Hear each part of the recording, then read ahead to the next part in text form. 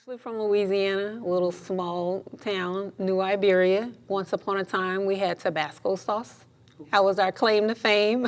I could point you to the grocery store, take a look at a Tabasco sauce bottle, and you'd see New Iberia on the bottle. But Avery Island, which is literally just down the street, took their claim to fame from us. So I can't even tell you that. Used to have cans of groceries in the store, Trapes, it's spelled like trapeze, but that's no longer in our little town. So we're 20 miles from Lafayette, Louisiana. That's where I grew up. I live in Austin. I've been here over a decade, and I'm an educator by trade. Most people know me for my advocacy in the community. I'm usually at the legislature, Capital Metro, sometimes the school board, not as often, or sometimes I'm at Austin City Council meetings or Travis County Commissioner's Court. It just depends on the day of the week. And so that's pretty much my background. I was a former Teacher of the Year in Austin ISD, taught Hispanic and African American students. Grade 4 is my passion. I love to write, and that was the writing testing grade. And basically went from the classroom to the Capitol because I was frustrated with the children coming unable to write a complete sentence and thought something was wrong with the law. So I said maybe I need to help the legislators fix it. And then I had a professor at the University of Texas at Austin who said, just read chapter 39 of the Education Code, and if you have any questions, just let me know, and I can help you figure out where to put the language. And in the end, it was implementation. There really isn't anything wrong with the law, but I learned a whole lot about how it is, the legislative process works. And so now I continue each legislative session and during the interim to ensure that the writing test is still in the testing regime. It's part of the curriculum because if it's not tested, unfortunately, it's not taught. Can you tell me a little bit about your experience growing up in Louisiana? From a discriminatory perspective? Just personal, just of your family, like how many siblings, or just what that environment was like, what your neighborhood was like. So I went to Catholic schools. I grew up we were in the projects, and then we moved across the street from the projects. So we lived in a trailer. My great-grandmother lived down the street. Basically, we didn't have many problems as it relates to race in school that I could tell, but there weren't that many African-American students. The majority of us went to St. Edward's, which is, the church was across the street. The elementary school was in the grounds right across, and so we go to Mass as part of our educational curriculum. And then at 4th grade, we split. So the boys had to go to Catholic High and the girls went to Mount Carmel Academy. And then we went through 8th grade. I'm saying we, I have a sister who's, oh gosh, I think she's 3 years younger than me, and I have a brother who's a year older, but we were always in the same grade. And then moving forward, by 8th grade, most of the students went to the public school. So we went to the freshman high, and then our peers, the other black students predominantly, followed with us. And so it was kind of a migration from getting the foundation to move into public school. And then I was in my 10th grade year, I was 15, and my stepdad murdered my mom. So my life changed from there. But my brother and I both ended up going to college. We got emancipated in high school, which just means that you're on your own now. You gotta sign yourself in and out of school type of thing.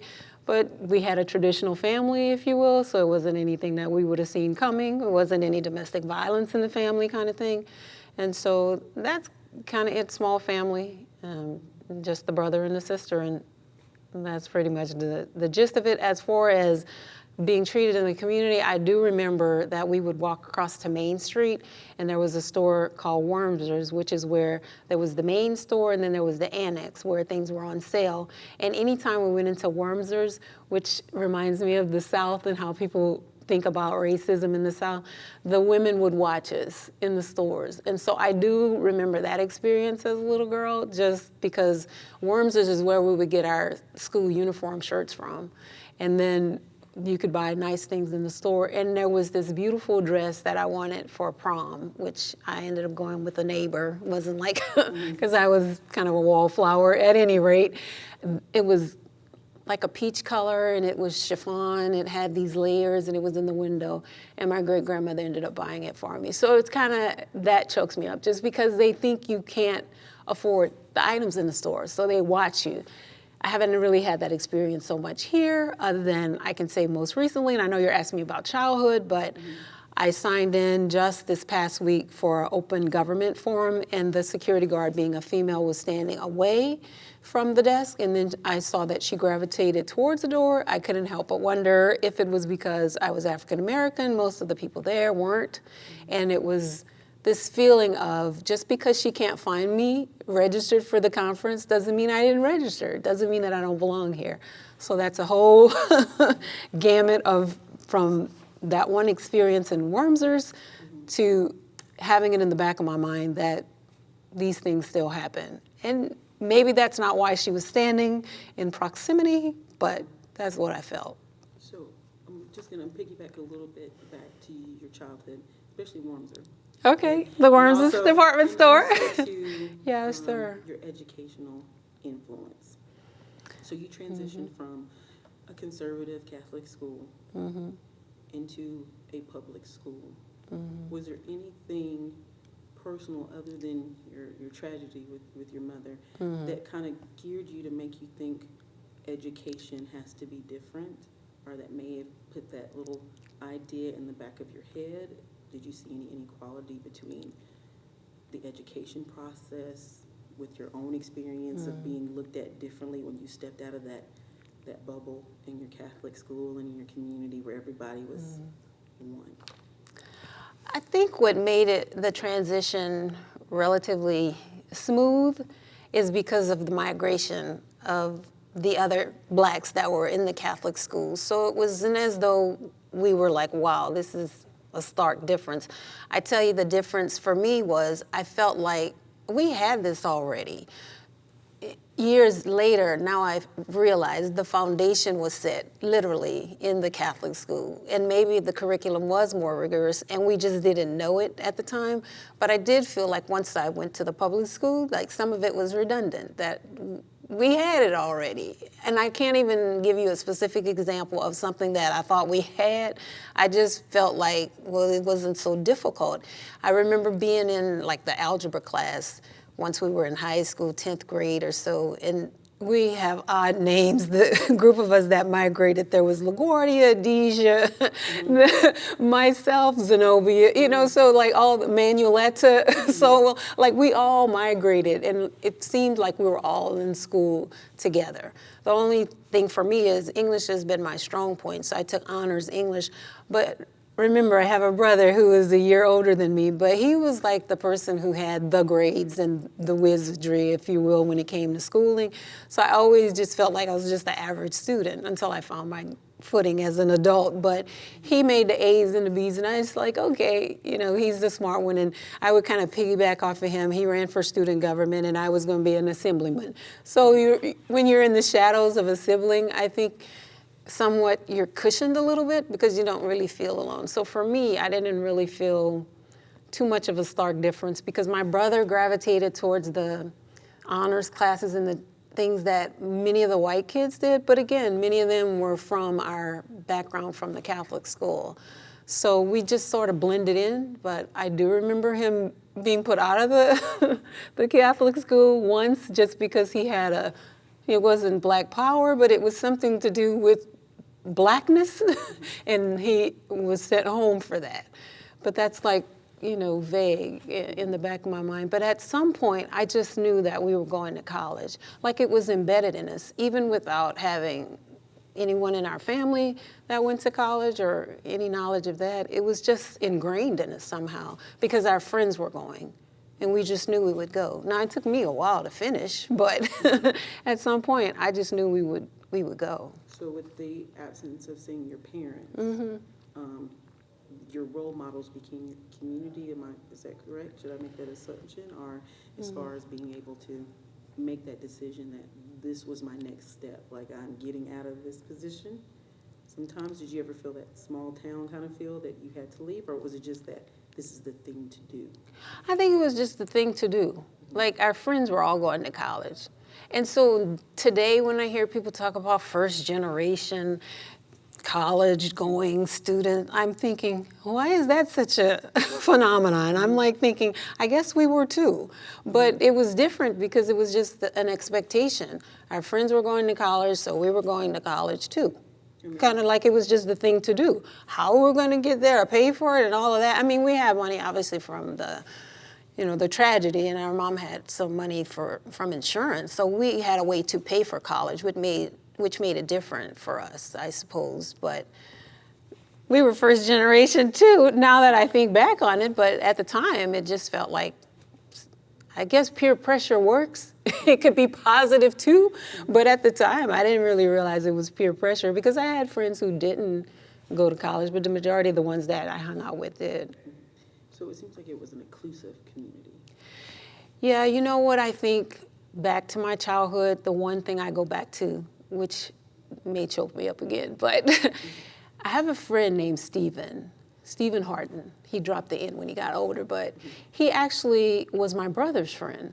But we were all in first grade together in Sister Agnes's class. And that's the only class I ever remember us being in together. And the thing about it is, years passed, and I was at Northwestern State University in Natchitoches, Louisiana, going back to school to get my bachelor's degree, and I was in the library, and we passed.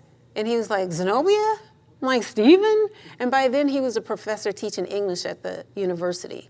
And then he became a dean of the graduate school, and now he's over with the Science and Math Academy. But when my nieces and nephews needed help in Natchitoches to go to school or they had issues, it was Stephen that I called. But we never had any other class together except first grade. And so today, the thing that I think about is how divided Austin is and how segregated the school system is, because I taught in school. I was a former teacher of the year, so I get it.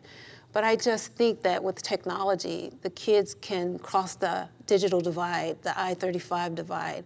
And if they just got to know each other, like I did with Stephen in first grade, that we would have a different world.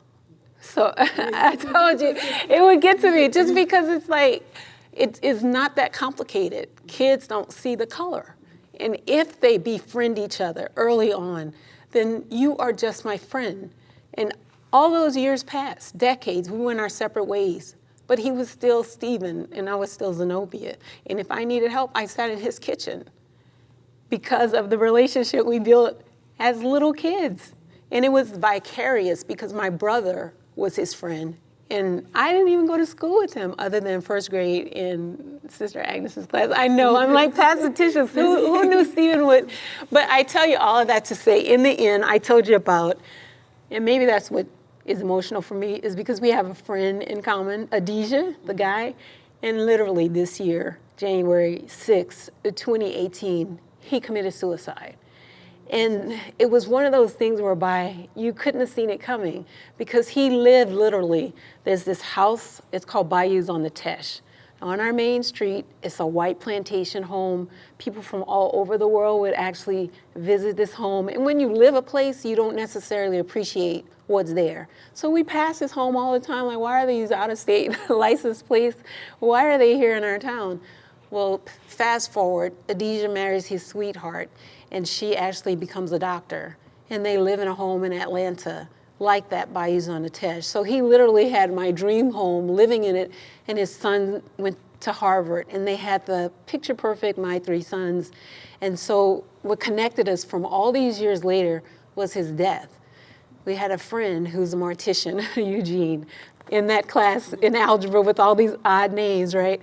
And it was Eugene. I have a cousin who was in school with me, and she literally lives in Pflugerville, but we didn't know that.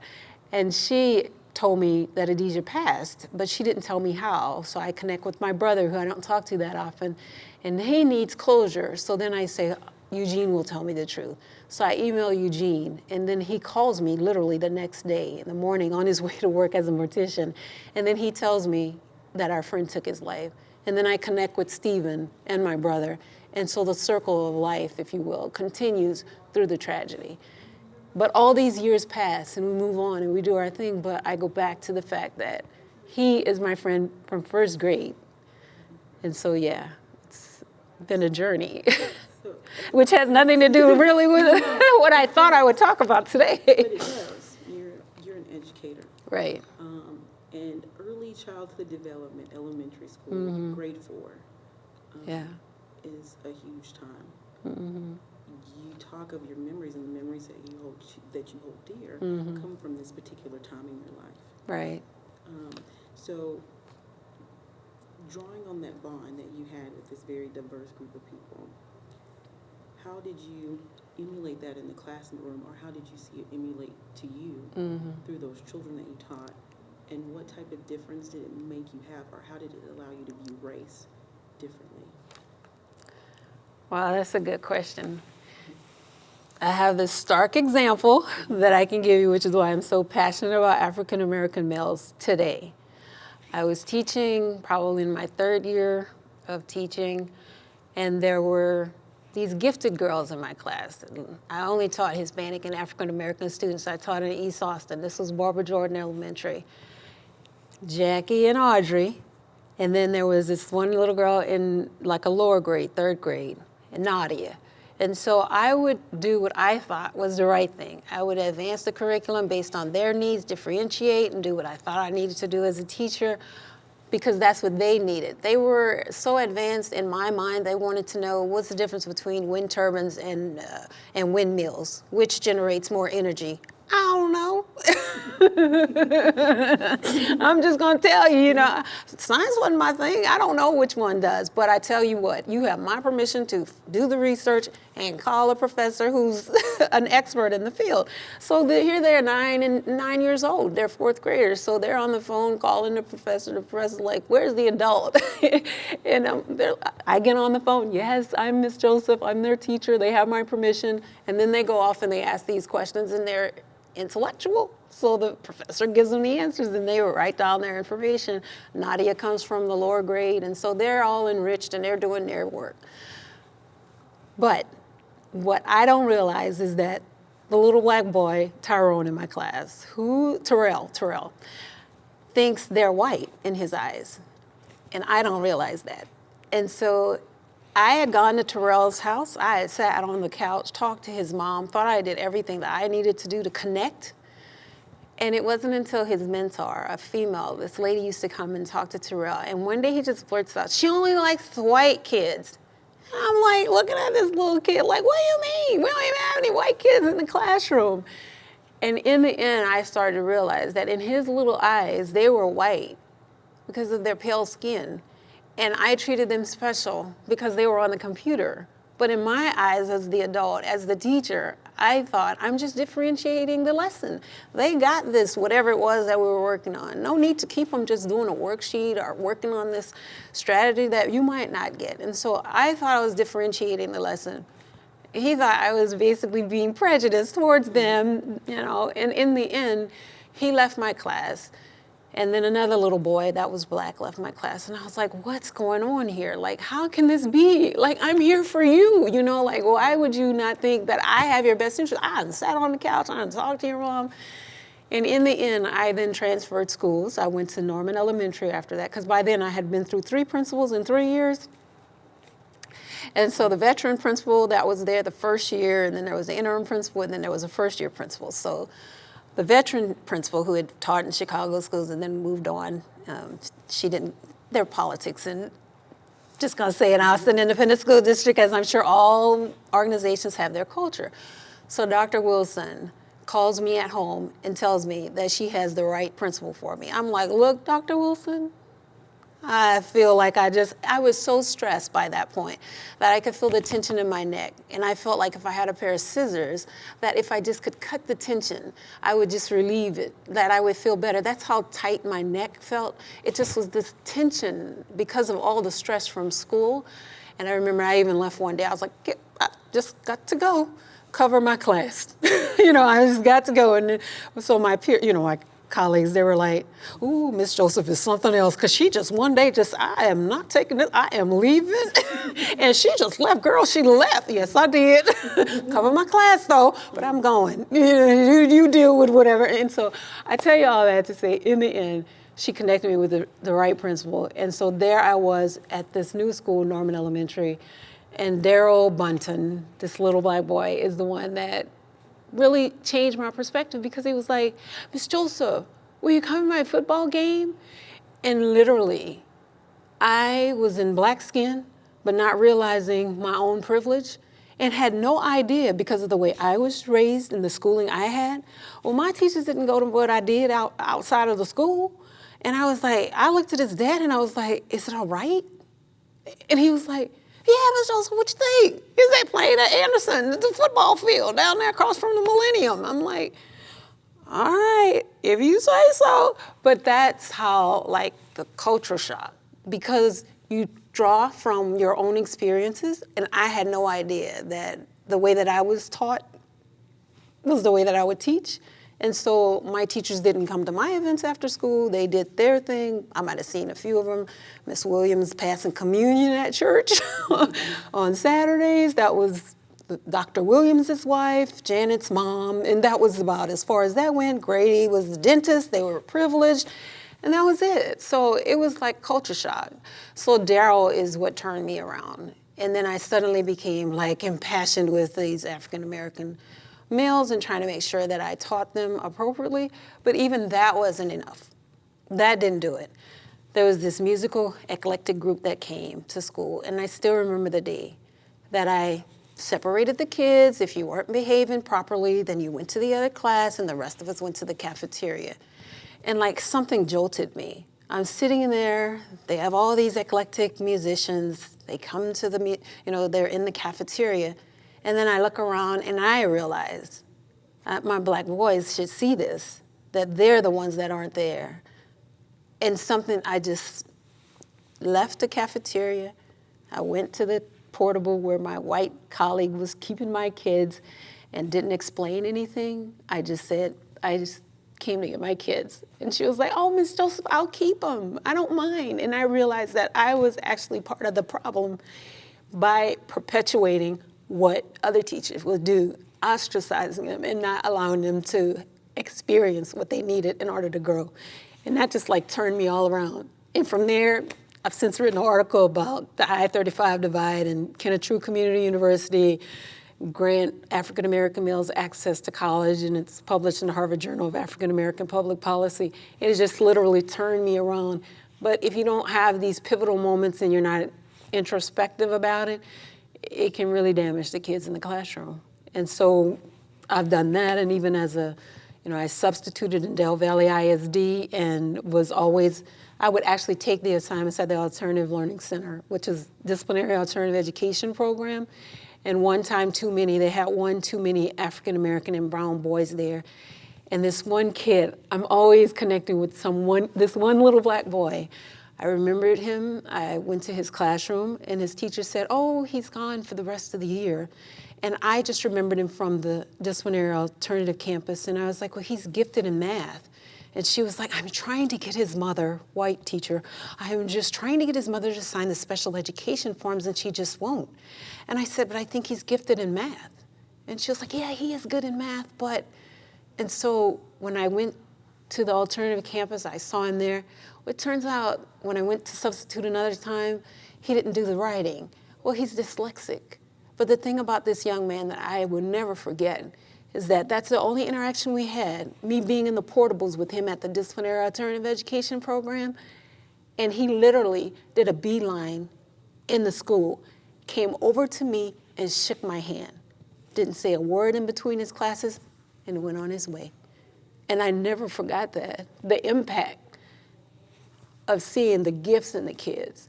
And so these little black boys, they don't realize, the impact that they've had on me. And so I advocate for them, whether it's going before the legislature and recognizing, Chapter 12, the Education Code, I think it's 12.111, content is the provision that specifies that they can actually, literally they can still discriminate against a student in admissions based on disciplinary history. And I'm like, who do you think has a disciplinary history? And so I have tried, this is since 1995, this particular piece of legislation has been on the books, and I've tried to get this changed because of that experience with these black boys. And then my last story, and I know I'm long-winded here, is... I actually had some questions for you. Okay. Sorry, just pass the tissues, the Oprah moment, right? So then I substitute It wasn't really substituting. I was working on helping with writing to get kids ready for the test on Saturdays, Saturday school, at this school on Main Road, this charter school. And there was a little black boy, and I used to always see him in the office area. I was doing Tel Pass, which is what the Hispanic students, that's their test for English, basically. Texas English Language Proficiency Test or some academic proficiency or something like that. And I would see this little boy in the front office area one time too many. And finally, I realized he was in there was a mock library because it was a portable and they were building their facility. The librarian banned him from the library books.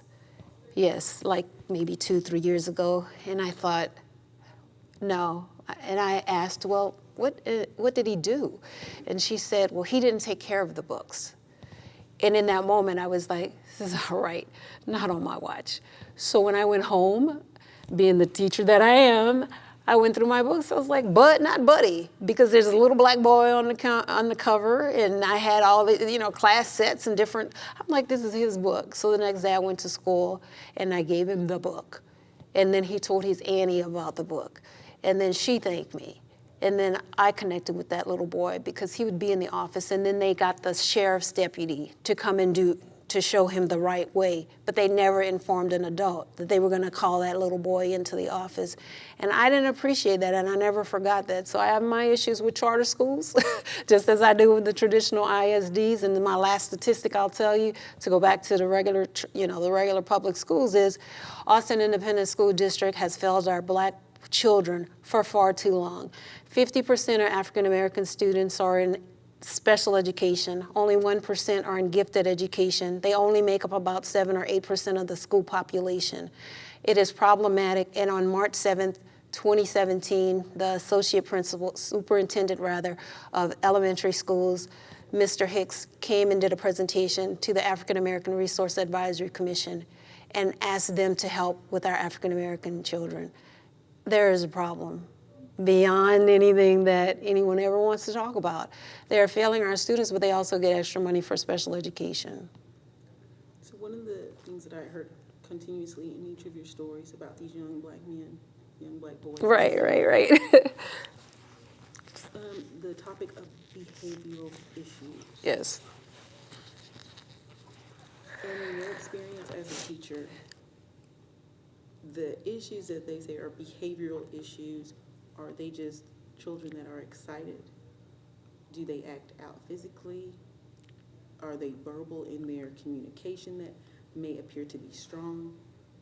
And if so, are there any things that you would advocate as far as to better train the teachers? Because it's easy to put a stamp on a problem child, which you've seen time and time again, even through your own personal experience. How would you address that?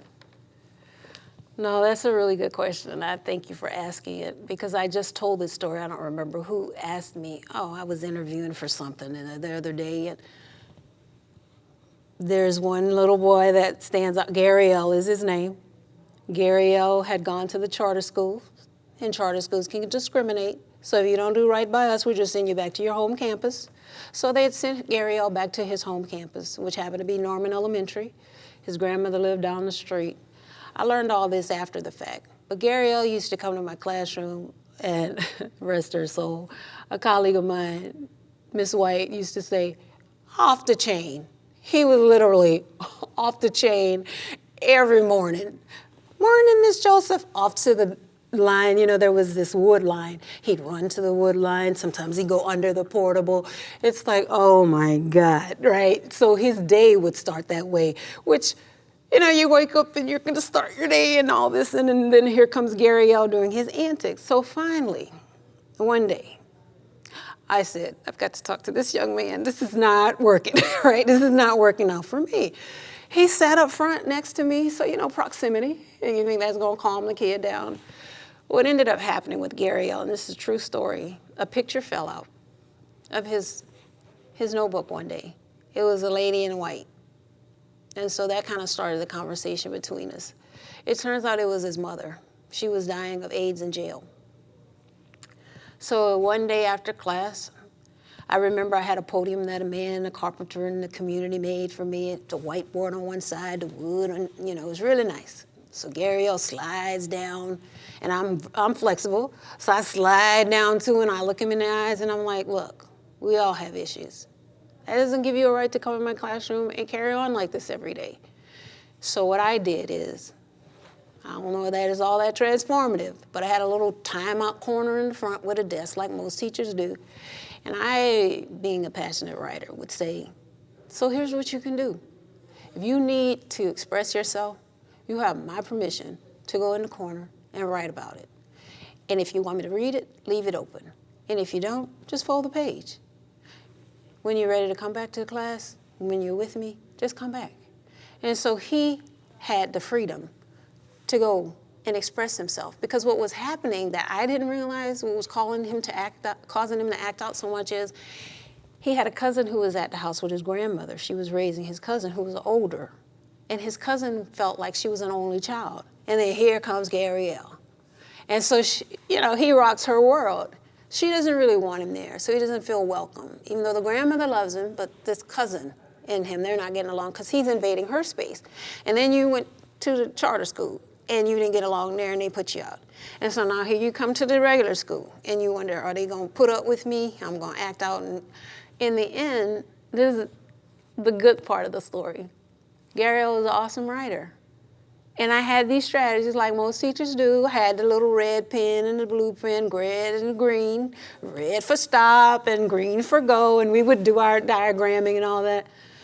And on test day, this was when they had Texas Assessment of Knowledge and Skills. Gary O was sitting in the front of the classroom. You can't tell the students anything about the strategies on test day, but the pencils were supposed to be our little hint. Use your strategies kind of thing. So I go around with my little container with the pencils, to remind them of the strategies. Gary O shakes his head. He doesn't want the pencil. Okay, this is test day. We've been preparing and all this. So I'm like, oh, Lord. Okay, can't stress now. Nothing I can tell him. I can't make him take it. It's test day. It turns out he ends up scoring commendable in writing. And after he gets his award, he turns around and he looks at me and he was like, you didn't think I could do it. And I looked at him and I was like, I didn't say that. They said that, meaning his peers. And then he pauses for a minute, like he catches himself, and he turns to them and he was like, that's right. Y'all didn't think I could do it, right? And so he looks at his peers and then he realizes it. And then fast forward, I ended up going to LBJ High School for something. I'm sitting in the booth and one of the students that I knew, he used to draw. His name starts with a D. And I could see him drawing that cherry tree because he was that kind of kid. And he was like quiet and he came over and said hello. He was like, you remember me, Miss Joseph? And I was like, I do. I remember you drawing, and I remember the picture, and I remember your mom, and like I could visualize them back in that space. I always know I must have did right by them because they're so big and they're so different that if they passed me by, I wouldn't really know that they did. And then Gary L came over, and he was doing fine, and he told me he was getting a football scholarship, and he was going to college, and his mom had since passed away and everything, and he was still doing fine. And I remember him because all these little black boys have just made a world of difference. So to answer your question, is not behavioral. It is the fact that the teacher has to understand where they're coming from and find culturally relevant materials and then do cross-curricular instruction where you draw from what they have, you know what you have to teach. So that's the Texas Essential Knowledge and Skills, that's the curriculum. And then you integrate it so that it becomes seamless. Case in point, if the kid likes Xbox and you have to teach chronology or cause and effect, get the Xbox instructions. Get stories. Let him research online all about the founders of Xbox. I don't play Xbox. Teach me. And then give him the passage. And the same strategies apply. He'll do the passage because he's interested in the Xbox and knows you cared about what it is that he was interested in.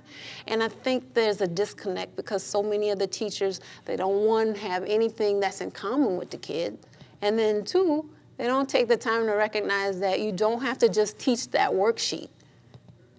to get the lesson across, to get the strategies across. And this is a true story. I went for an interview, this is like 2-3 days ago, if that, and I went to the KIPP Academy. You know, KIPP from Oprah.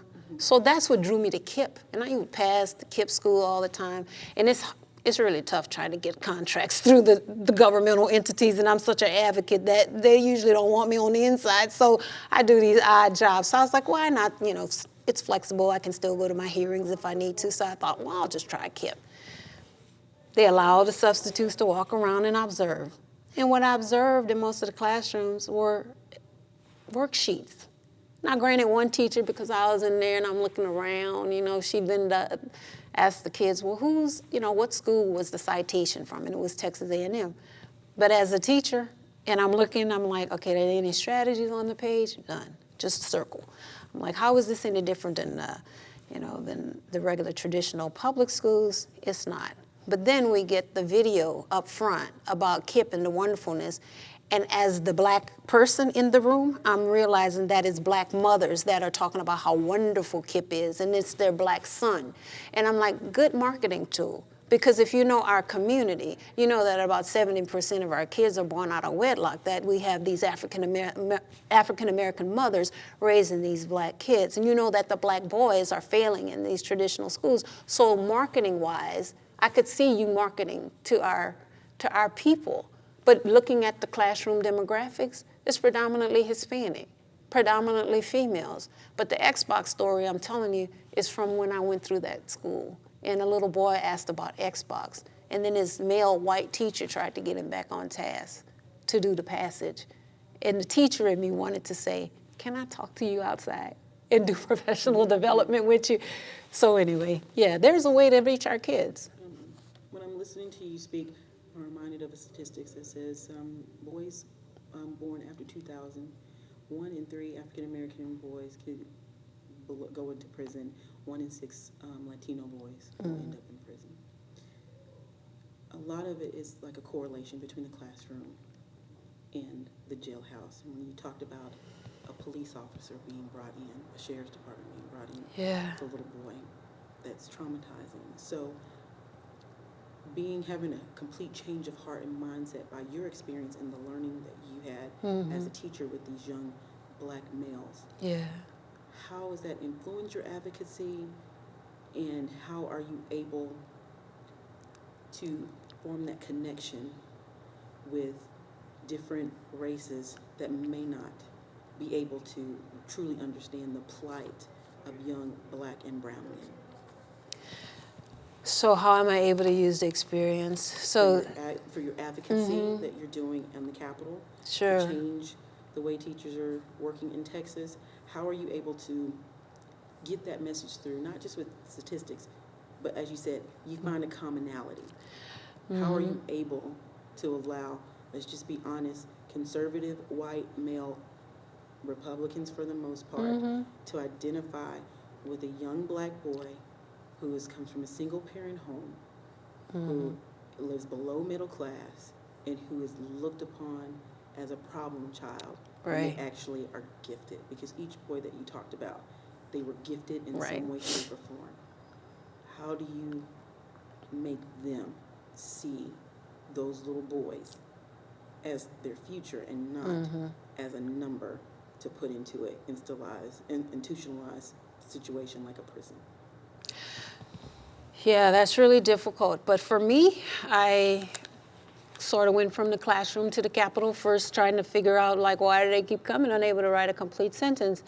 And then my evolution over at the Capitol, I started to realize, oh, I need to go to the Criminal Justice Committee hearings. Oh, I need to go over here to the Senate Education Committee, and then I have to follow the bill when it goes to the House Public Education Committee. So for me, I've used that statistic. 1 out of 3 African-American males can expect to go to prison in his lifetime if trends continue, from the Sentencing Project back from 1999. And I know about Tony Fabello and his research that he's done as well. I think for me, what has been beneficial is because I'm articulate enough to be able to express these frustrations in language that these white male conservatives understand. And I usually am able to read the bills and find something that they didn't recognize. In other words, There might be a bill, and there was a bill at one point in time that talked about charter schools.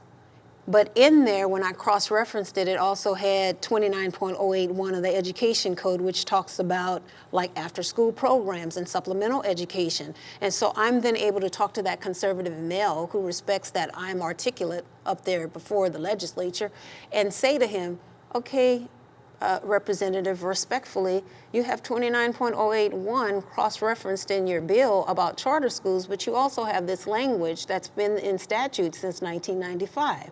And so if you're really wanting to improve access to charter schools for everybody, then I would recommend that you consider that we need cleanup legislation to fix this part of the code. And so I'm able to actually navigate the policy aspect of it. On the ground, it is far more difficult.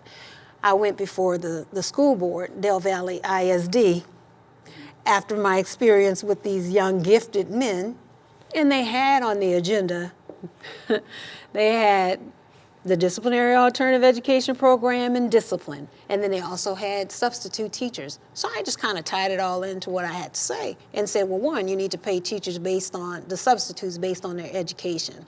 I had completed 42 of 51 PhD hours in a year at the University of Texas at Austin with a 3.9 GPA. You shouldn't pay me the same as the high school person that's substituting because I'm going to bring something different to the table. I tell you all that to say the very next day I was fired. Summarily fired. And I didn't realize I was fired at first because being the person that I am, I had already copied the jobs that were available for the week. And I already knew that Del Valley Middle School usually had openings. So I simply called the school and said, do you have any openings today? And they, oh yeah. I said, because I can't seem to access the system, SubFinder. Just come on in, they said, and we'll just figure it out when you get here. So I did. I went on in, I went to the classroom. Lady said, I still can't figure out how to get you in the system. She finally figured out, I think you're going to need to go to our headquarters. Okay. So then I get to the headquarters after the day goes and I get paid for that day. And that's when I realized I can't access the system because the system no longer wanted me to have access. So I tell you that to say my advocacy has gotten me fired at times, but it's because I'm trying to do right by our kids. The system is entrenched, and I often call the people who are black and brown in those systems brick and mortar because they're part of the problem too, and they could use their positions to do better by our kids. But for me, I just continue to shine the light to try to get things changed through my advocacy and through policy and knowing what the statute says. And I try to work with legislators. And the other thing that I do is there was this one representative, Representative Joe Deschantel, he's from Beaumont, and he heard me. He was new to the Public Education Committee, which was a blessing because the rest of them had been there forever. Representative Dutton, I like Dutton, don't get me wrong, but he's been there. He's like one of the oldest serving members on the committee. And Representative Allen, and you know, they have all these stakeholders that have been there a while. They hear me, but they might not hear me in the same vein as Representative Deschantel, who's brand new wanting to learn. And so he texted a white man that was in the audience to ask if I was still going to be there because he didn't know that I'd be there till 1, 2 in the morning because he didn't know me. And so the white man then says, the representative wants to know if you're going to be here a while. He wants to talk to you about what you said when you testify. So the hearing goes on, and then the representative ends up getting off the dais. He comes around and he then taps me and says, can I talk to you in the hallway? And it started a relationship. So I would stay there until the wee hours of the morning on Tuesday, roll into Wednesday. And then when he got back in his office on Wednesdays, I would then go and meet with him one-on-one. And then that's what lobbyists do. And he would ask, okay, what is it you need me to do? Writing.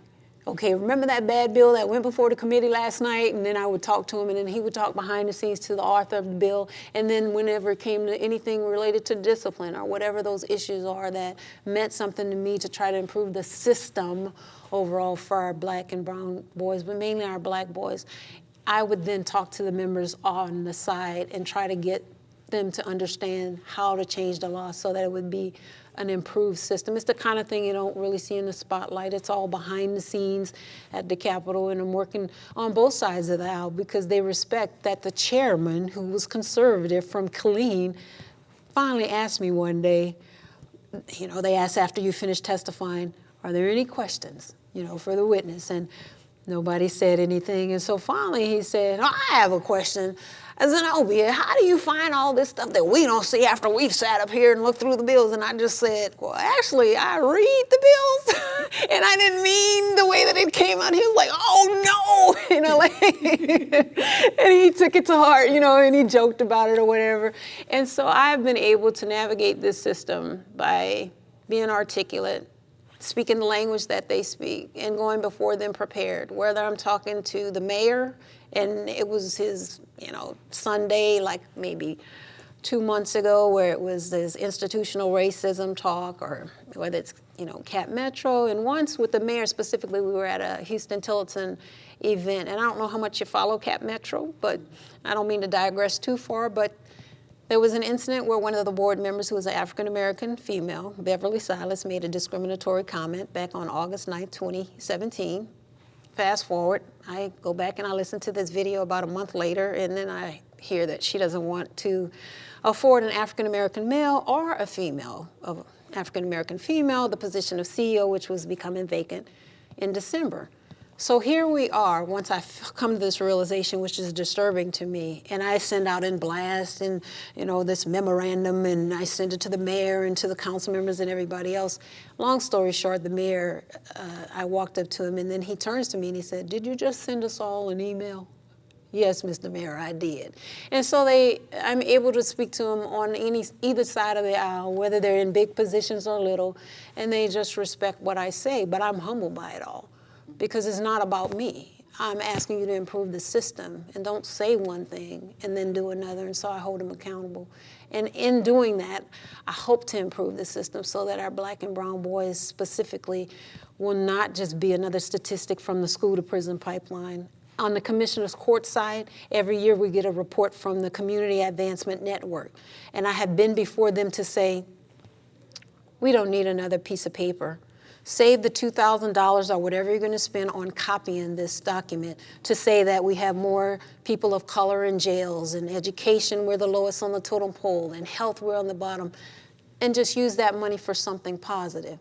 They haven't done it yet, but I make that known to them. We don't need to know, once again, that African-American males are the lowest on the totem pole, or that they're in jail. And then I called them out because they actually had on the CAN, the Community Advancement Network website, image of a black male, and then there were some statistics about, his t-shirt said vote or something on it, but the statistics were about the jails. And I thought, vote, jail, which is it? You want them engaged in the community, or you want to highlight the jail part? Now they have these generic little icons on the page. I'm not saying I'm the reason that they did that, but it was disturbing to see the image and to know that they were just perpetuating this cycle. And so it's ongoing, constantly, and it doesn't matter, like pick a subject, pick an area, a policy, and I can probably tell you a story. So, as difficult as this is, in general, especially for the future of these black boys, where do you see it going? Or what do you feel that we are on a path of change, or do you feel that we've regressed? Yeah. Honestly.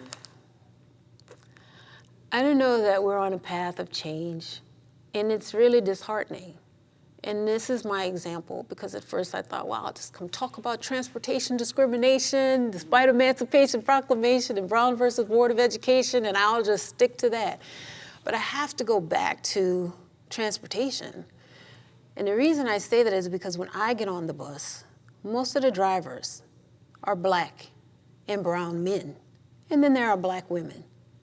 But when I hear the one African-American female say, who had been the only black on the board from 2010 until 2017, until she resigned because I said to Federal Transit Administration, she needs to resign, and you need to withhold Capital Metro's funding, suspend it until she does. Not that that did it, but eventually she did resign the next week. But my point is that, why can't they be in charge of the fleet of black men? Why must it just be a white man that tells them what to do? The new CEO is a white 40-year-old. The majority of these men are veteran drivers, like many of them are. And so where's the progress? Well, they don't see themselves in leadership there. And all the people in the room when I go to Capital Metro happen to be white. I went to a meeting March 9th, 2018. Commissioner Trevelyan was there, his staffer, Walter Muse was there, and I was the only other black person, and I was the only member from the community that attended. So the black males don't have models in front of them to aspire to. On the education side, when it comes to teachers, Austin Independent School District and teachers in general are predominantly white females. 60% usually is the statistic. And somewhere in there you got about 40% people of color. But then when you slice and dice it, you might find 1 or 2% black males. So they don't see each other in the classrooms. I think we can turn things around if we don't just show up the one time during the week to be the mentor, but it'll take the sororities and the fraternities to do more than just give the scholarship. You have to become embedded in the school system. And I think that the black men, you have to find a way to work with them so that the kids can see them, and then it will change. But until they see people that look like them doing different things, I don't think we'll make the progress. And then they'll want to make fast money, and unfortunately too many of them will learn the lessons in jail. So it seems like representation and investment in black boys is the only way to effectively create change. Well, I don't know if it's the only way. I think there has to be, I don't know, it's really difficult because they all have to go through schooling. And I think you have too many white female teachers like the one who didn't see the gifted mathematician, who want them in special education.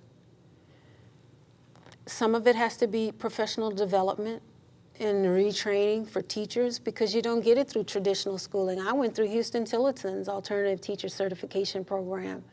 And we, the black teachers, were the minorities in the program on the black campus. It was white teachers, and there were 3 of us, Rhea, James, and me. James was there just because his parents wanted him to be there. They were educators, I believe. And then he dropped out of the program. That left Rhea and me. And then Rhea went on somewhere. So it was really just me that finished that program. I tell you all that to say investment is important. And in Austin specifically, I can tell you that the spirit of East Austin is an issue I have because that's something that the mayor started when he first was elected a couple of years ago.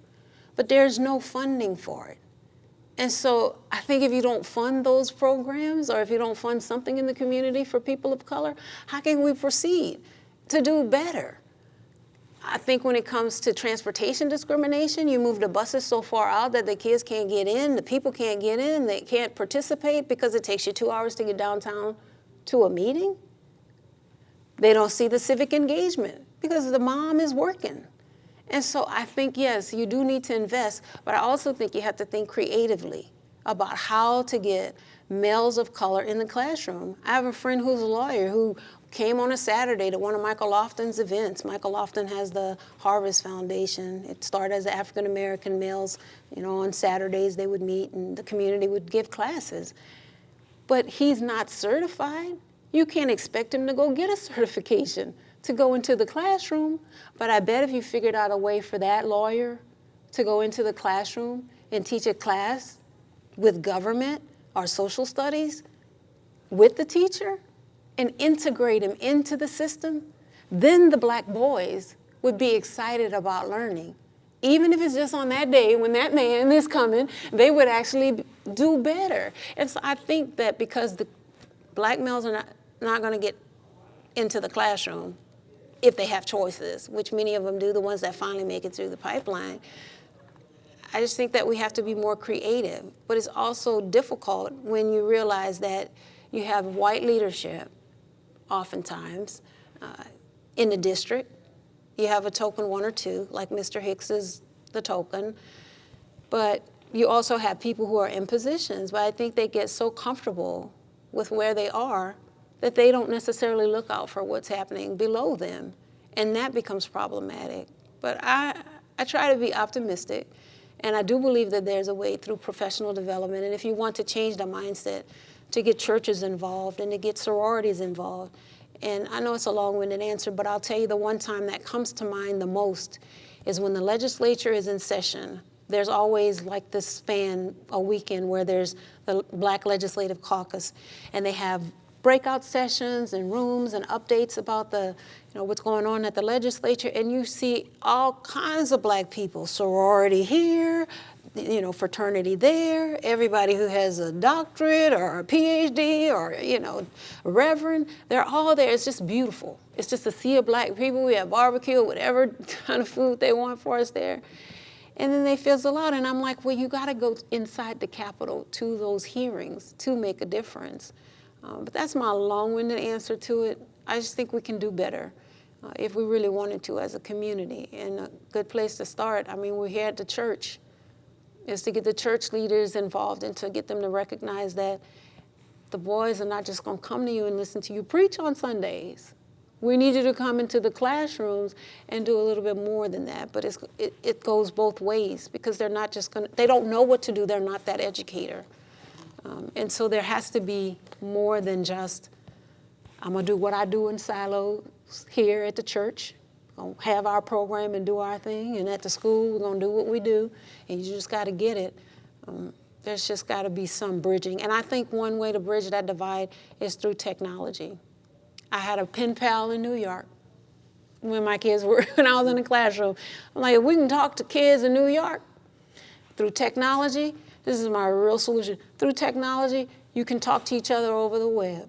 And because we're all teaching the same curriculum, I believe, it's all the TEKS, Texas Essential Knowledge and Skills, then you teaching in 4th grade and I'm teaching in 4th grade, we can collaborate across the divide through technology. And at the end of the school year, the kids can actually create a t-shirt of some sort, and they can meet up with their buddy, and we can all go to the Bob Bullock Museum together. And on that day, your class and my class get with their buddy, and then they have a friend.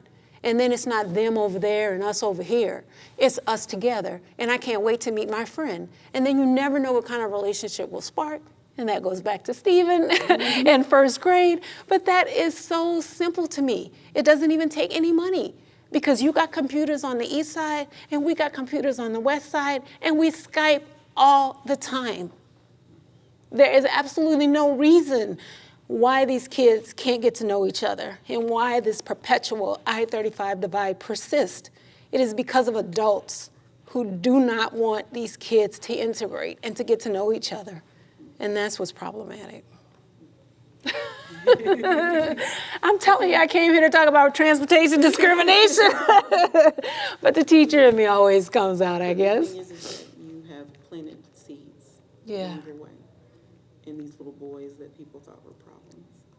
And you're planting seeds today, even in us, and through this project. So we do thank you for that. Yeah. But if there's anything that you would like to just share, because this isn't just for us, this is for future generations. So maybe one of your 4th grade boys that you taught may become a professor, and they may have a project that discuss children and especially Black males in the education system.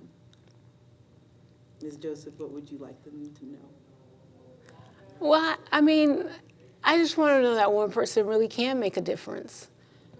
I know that sounds trite and cliche-ish, but it is so true. I know that I've inspired them. And the reason I tell you is because whether I am on the bus or in the grocery store or at LBJ, and they speak to me, I just can't tell you how powerful that is. Because literally, I knew them at 9.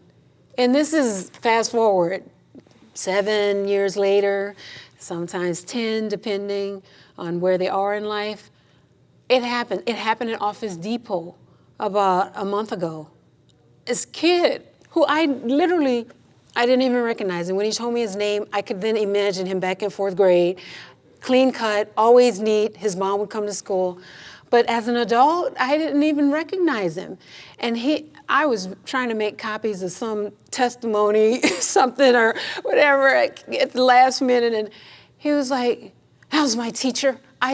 Miss Joseph, do you remember me?" He's an African-American male. And so then we start talking, and I was telling him that I ride the bus. And then I started to tell him, those sidewalks at Breaker in North Lamar? If you ever go there, the CVS pharmacy? And he was like, "You did that?" I was like, I'm just saying I'm humbled by it all, but it took me to testify and to figure out, and he was telling me he had been involved in something with the mayor and housing, and he just kind of went because a friend invited him, and I'm like, you have to testify. And so I become an example for them as opposed to just saying what they need to do and how you do it and what the lesson is.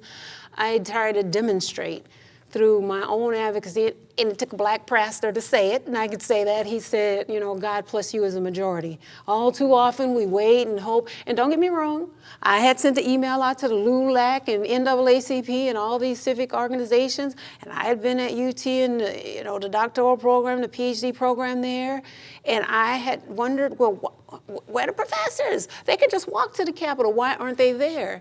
And I finally realized that if I have to explain that much to you of what it is that I'm doing or what I think you should say, I've been gifted. I just need to go and deliver the message. And so if I had to give them a message, it would be to recognize the talents within, understand that you are not somebody else. The gifts are inside of you. They are not what somebody else is doing. It took me a while, but I became an adult, and then I realized, I am never going to do what my brother does. But in the end, we had more in common than we had that were different. But as a child, I didn't realize that. If you're not Beyonce and you weren't gifted to sing, don't sing. I write, I speak. That's what I do. But I'm not going to do what you do. I can't paint. I can draw and doodle. But if that's what you're gifted to do, then do it the best that you can. And now in all this journey of life, I understand Dr. King saying if you're sweeping the streets, do the best job that you can. Because I can't tell you how many times between the lady that resigned, between the sidewalks, and if you know anything about the mobility bond that was passed November 8, 2016, $720 million, the largest bond ever passed in the city. They are still categorizing and prioritizing where to put sidewalks.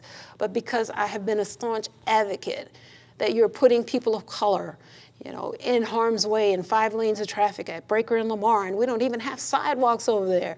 Suddenly, the representative from the Southwest, Councilmember Kitchen, then says, I think, Ms. Joseph, we might have money in the mobility bond. Okay, and this was like less than a month. All of a sudden, they're breaking ground and they're doing these things. And so I can just tell any male coming along, really and I know that I represent the girls, and they look to me, but it's the boys that have really sparked me into advocacy. And I just want them to know that they can do it too. Well, thank you for giving Oh, them you're a welcome. voice. Yeah, no worries. And Yeah. to give them a new title, because that's what you do.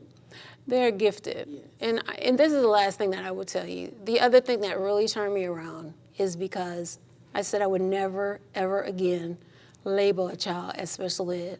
As a matter of fact, it took 2 incidents. One was with a black boy. I was at Barbara Jordan Elementary. His mom couldn't make it to the meeting, and she wanted her son to be held back. But we're sitting in this special education meeting, and the statistician, diagnostician rather, she was retiring. And I remember her saying to me in the meeting, you are so pretty. And I'm like, what's that got to do with anything? White lady, what does it got to do with anything? Okay, I just remember that off the side, off the wall comment. We're sitting in the meeting, and then there are all these experts, but I'm the teacher, and I'm the one that the mother asked to hold her son back, and she writes and she tells me what she wants. But even I, as an educator, sitting there in my 3rd year teaching, felt intimidated. And so when they decided, well, we could either hold him back, or we could put him in special ed, because of the differences between whether it was intellectual disability or emotional disturbance or whatever label they were giving him, then we can just pass him to 5th grade. If we label him, we can pass him. Or we can hold him back because that's what the mother wanted. And I signed the document because all the other experts in the room said that was in the best interest of this boy. And so they labeled him special ed. And he went on to 5th grade. And then my second incident came when I worked at Norman Elementary. It was a little black girl. She came to school one day, she would have her weave in her hair, and her mom had her all dressed up, but one day she had her hair like a regular little girl. She didn't want to come out of the office, she didn't want to come to class. Eventually she makes it to class. And I don't even know if these incidents happened at the same time, but it was the same little girl. And she was mad, and I just remember her saying, blurting out, and my daddy in jail too. So over the course of time, I ended up talking to the great-grandmother who was an invalid. She couldn't really take care of these 3 grandchildren that she had, but we had a rapport, and the grandmother told me, and I never met the grandmother. In that conversation, the grandmother told me that the mom was in jail and that the kids were exposed to things they shouldn't see. They were staying in a motel, but the mother had them labeled from a private provider, and she was getting a check. Okay, fast forward. The little girl transfers because the grandmother lives closer to the school that's like 183 by the Walmart over there. Not a problem. She ends up threatening some principal, the assistant principal apparently, and then they put her in some hospital or something for a day. Then they ship her back to our school. Well, I wasn't there when that happened. She never threatened me. But my principal and Austin Independent School District required us to do the paperwork for that little girl, to put her in special education. But she had in fact passed the 3rd grade reading test. She wasn't special needs. She wasn't special education. She had emotional issues, and wouldn't you too, if your daddy was in jail, and your mama was too, and you're standing outside of the motel room.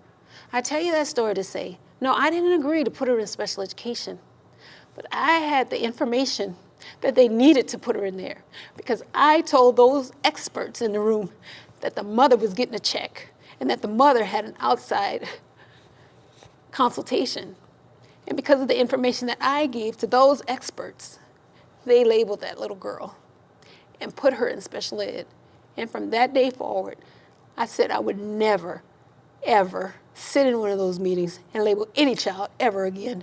And I said, if a child has a label, unless it's some physical disability that I can see, I don't even want to know. Because to me, there's a gift in them. And if they are gifted, I will find the gift. And I then advocated for that little boy that I told you about, Gary L., who scored commendable on the test. And in 5th grade, I went to put him in gifted education because his teacher just saw him as a behavioral problem and Ms. Brown happened to be black. And the truth of the matter is the day that I went to the school to meet with him, she used that as a punishment and had sent him home. And so I have had my issues with Austin Independent School District and schools in general because I've given you charter school examples too, and I will never ever label another child again. I will always look for their gifts. And I want them to know that they have gifts in them. Even if an adult doesn't tell them, they have to know that God has gifted them. And so thank you. Oh Lord, not the cameraman too. It's okay. But yeah. But I feel that maybe it's just me from what I'm hearing. Those kids helped you find your true voice, Yep. your authentic voice. So No, they really did. I thank you for that. No, I thank them. I thank little Terrell and Gary, and Gary L. and the parents and everything. I mean, and they, you go through all these things, it doesn't feel good at the time. And I was really depressed. People ask, why did I leave? Because I was a teacher of the year in my 4th year of teaching. And, but I just felt this tug that I could do so much more, that I could impact the system. And I knew that if I stayed, I could impact the 20. But I also knew that I had a bigger calling. But it took me to be in that space, to be able to look in their eyes and understand the things that I had gone through, to be able to go to the Capitol. Because at the time I went to the Capitol, I'm telling you, it was divine. I'm Catholic. Catholics don't go up there unless it's something to do with sexual education. Don't teach it, but either that or abortion. I'm just saying, I'm Catholic, I can say that. But the truth of the matter is, it took those experiences to catapult me to the Capitol, but the way I got there was through being Catholic. And I never go to coffee and donuts. But this one particular Sunday morning, I went to Coffee and Donuts, and they had everything that the church has to offer, time, talent, treasure. And I was like, okay, they had this one little table, and it had books. They had Gandhi, Dr. King, and Mother Teresa. And I was like, I like them. I might come back here. And then they had Christ Renews His Parish, which is a retreat. And I'm like, no, I'm going to want to go home. Not going to want to spend the night with these people, even though it's a church. I'm like, so I went back across the room. It was a gym, and I went back to those 3 books. And there was a lady named Angela at the time. She taught at St. Edward's, and she did graphic design. She was a professor, and she was kind and nice. She's a white lady. And I went to this thing. I forgot how many Mondays it was, like 20-something weeks, or I don't even remember how long, but it was like long. And I thought it was going to be intellectual. I'm all for that. I'll read the books. We'll talk about Dr. King and Gandhi and, Mother Teresa. Long story short, it was a discernment process for you to find your calling and what you were called to do. And I was like, okay, well, I'm supposed to advocate for education. Well, it was in one of those Monday nights that a lady named Deloise told me about Texas Impact, this nonprofit that was giving free classes at the Capitol on the legislative process. And I went to the Capitol, and at that time, I didn't even know how you testified. All I knew was Congress and people testified, but it used to be celebrities most of the time. And so finally, in one of these little sessions that I'd go over there, I just followed a staffer out in the hall and said, can you just tell me, how do people testify? And he was like, oh, there are these index cards in the back, like 5x7. You just put your name, if you're on, for, or against the bill, and you just turn it in. I was like, that's it? I was like, that's it. I was like, wow. And then came another learning curve. I would listen to KUT and I would hear these different things about education. Well, it was the interim session, so they would go from city to city and they would have different topics. But I would always hear it after they left, where KUT was giving the update. And I was like, well, I had something to say about that. And, long story short, I finally started to figure out how the legislature worked and where to look at my TLO, my Texas Legislature Online. And then finally testified May 2007. But the reason I ended up testifying is because the Texas Association of Black School Educators had a conference here. And Senator Royce West, who was one of 2 senators and still only 1 or 2 black senators in the legislature, was speaking that night. And the group of educators, our administrators, they just were doing this in haste, this white paper. And I wanted to know the answer to my question of why do the kids keep coming unable to write a complete sentence?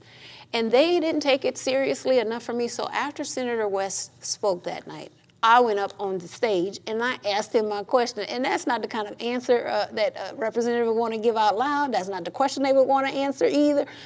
And he turned to his staffer, LaWanna Barton, and he said, schedule Zenobia to come and meet with me next week. And the next week wasn't the next week, it was a little while later. And that's how I literally got into the legislative process. But it came from that whole experience of being in the classroom with the kids. And eventually I started to testify, and now in any of the spaces that have, any of the governmental entities, I'm a staunch advocate, and I have just been gifted to understand the process and also to understand the numbers, the cost-benefit analysis, and to use all of these experiences to then make a concise point enough to change the system. So hopefully it'll improve it for many years to come, especially for the African-American males. Well, thank you so much for your time. Well, thank you, Michael. Yes, I appreciate it. it. An honor and a gift, it really has. Well, thank you. So I look forward to seeing all the things that you're going to be doing. Well, thank you. And best of luck to you, too, as well, both of you. So much. Yeah.